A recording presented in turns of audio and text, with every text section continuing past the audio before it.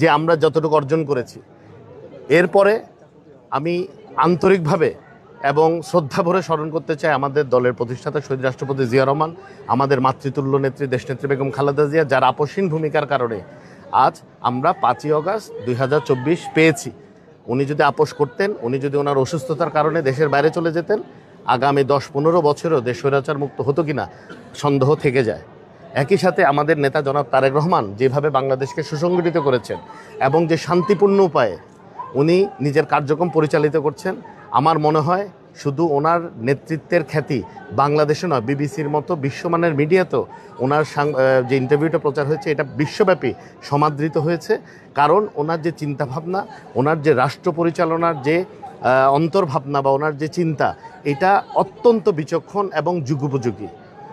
এখন আমি যেটা জানাতে চাই, এখন আমরা এখান থেকেই আমাদের চট্টগ্রাম ৫ সংসদীয় আসনের সাবেক সংসদ সদস্য, বারবার নির্বাচিত সংসদ সদস্য, বিএনপির সাবেক সহসাংগঠনিক সম্পাদক এবং আমাদের হুইপ ছিলেন সাবেক হুইপ সৈয়দ ওয়াহিদুল আলম সাহেবের কবর জিয়ারত করব। ওনার বাসায় আমরা যাব, ওনার গ্রামের বাড়িতে লালিয়ারহাটে। তারপরে আমরা আমার পৈতৃক বাড়ি মীরবাড়িতে যাব, আমার দাদা সহ আমার মুরব্বী যারা আছেন ওনাদের কবর জিয়ারত করবো ইনশাআল্লাহ। তারপরে আমরা হাটাজারি মাদ্রাসায় আল্লামা শফি সাহেব এবং জুনায়েদ বাবুনগরী সাহেবের কবর জিয়ারত করবো ইনশাল্লাহ। তারপর আমরা ম্যাখলে ফয়জুল্লাহ রহমতুল্লাহ আল্লাহ সাল্লামের কবর জিয়ারত করবো। তারপর আমরা শেরে বাংলা যে আমাদের ওখানে মাজার আছে ওইটা জিয়ারত করব।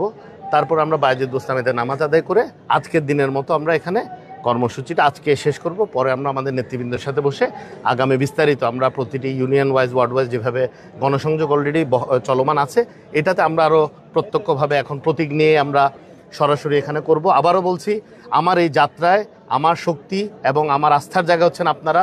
আপনাদের সর্বাত্মক সহযোগিতা চাই। আমার চলার পথে ভুলভ্রান্তি হতেই পারে, আমি মানুষ। আপনারা দয়া করে আমাকে এটা বলবেন, আমি শুধরানোর চেষ্টা করব এবং আমি চেষ্টা করব বাংলাদেশ জাতীয়তাবাদী দলের পক্ষ থেকে চট্টগ্রাম, শুধু চট্টগ্রাম ৫ হাটাজারি নয়, চট্টগ্রামকে যেন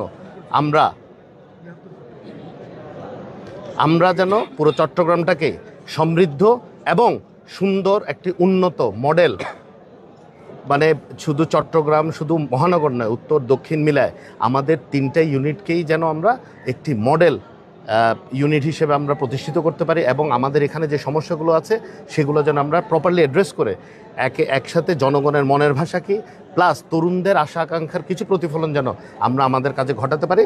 এই জন্য আপনাদের সকলের সর্বাত্মক সহযোগিতা আমার লাগবে। আমি আশা করব আপনাদের ভাই হিসেবে এবং আপনাদের সহকর্মী হিসেবে এই সহায়তা আমি পাবো। কারণ আপনারা জানেন যে কোনো আন্দোলন সংগ্রামে গণতান্ত্রিক পন্থায় আপনারা দেখেছেন 17 বছর ধরেই আমি রাজপথে সশরীরে উপস্থিত থেকেই আপনাদের সাথে ছিলাম, আপনারাও আমাদের সাথে ছিলেন। অত্যন্ত প্রতিকূলতা আপনারাও ফেস করেছেন, আমরাও ফেস করেছি, কিন্তু আমরা একই সহযাত্রী হয়ে আমরা কিন্তু এটাকে ওভারকাম করে দেশকে আবার একটি গণতান্ত্রিক প্রক্রিয়ার দিকে নিয়ে যাচ্ছি। ফেব্রুয়ারির নির্বাচন যেন খুব সুষ্ঠুভাবে এবং নিরাপদভাবে হয়, সেজন্য আমরা সকলেই একসাথে মিলে কাজ করতে হবে।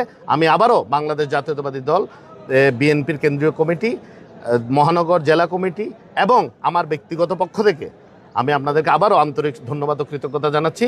ইনশাল্লাহ আমরা দীর্ঘপথ একসাথে চলার জন্য অঙ্গীকারবদ্ধ। আসসালামু আলাইকুম।